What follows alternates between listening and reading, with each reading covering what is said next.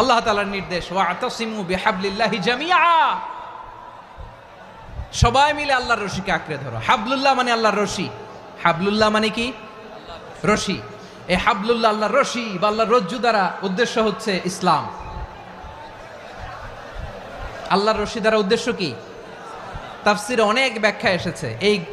এরকম পরিস্থিতিতে তাফসিরের সূক্ষ্ম সূক্ষ্ম বিষয়গুলো আমরা শোনাতে চাই, কিন্তু পরিবেশ হয়ে ওঠে না। আল্লাহর রজ্জু বা আল্লাহর রশি দ্বারা উদ্দেশ্য হচ্ছে ইসলাম।